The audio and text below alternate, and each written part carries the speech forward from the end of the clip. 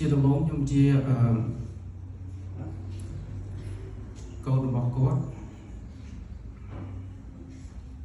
ហើយតំណាងឲ្យគ្រួសារខ្ញុំសូមសូមអរគុណបដិជគុណគ្រប់ព្រះអង្គបានអញ្ជើញបាននិមន្តសូត្រធម៌នៅពេលដែលគាត់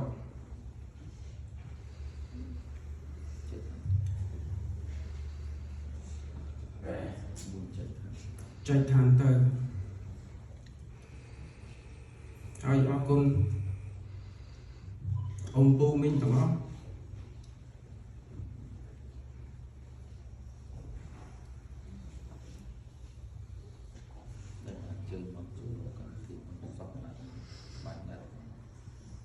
តែបានអញ្ជើញមក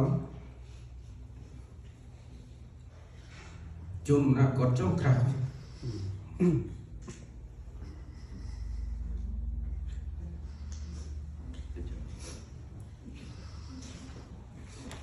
អរគុណដែលបងមកពីគ្រប់ state មិញមកពីកូវីហើយអរគុណទាំងអស់គ្នាអ្វីដែលខ្ញុំអាច share បានគឺគាត់ដាក់លះបង់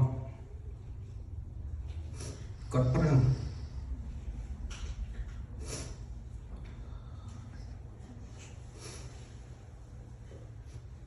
ចង់ឲ្យកូនមកបានជុំគ្នាទាំងអស់អ្វីពួកខ្ញុំធ្វើបាន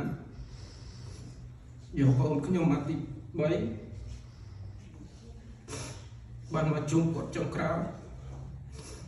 ហើយគាត់សប្បាយចិត្ត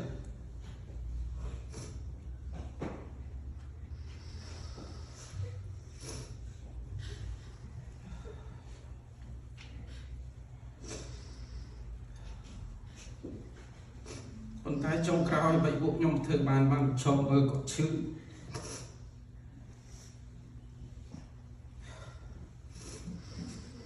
ឃើញតែគាត់ពិបាកប៉ុន្តែយើងជួយដល់បាន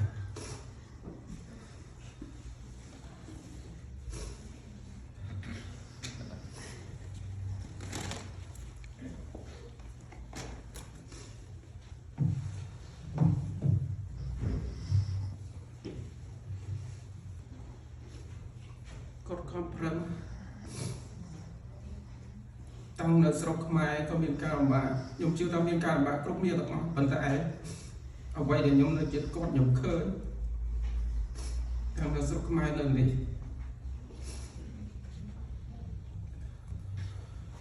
ប៉ុន្តែគាត់សប្បាយចិត្តគាត់មកដល់នេះគាត់បានអាចដើរជួបពួកម៉ាក់គាត់បានទៅជុំគ្នាគាត់ជិះកង់គាត់ដើរ hiking គាត់ធ្វើជ្រៀងជុំគ្នាឲ្យតែបងប្អូននៅកន្លែងណាឬតែដឹងថានៅកន្លែងណាគាត់ទៅរកនៅកាលីនៅតិចសាស់គាត់ចង់ជួបបងប្អូន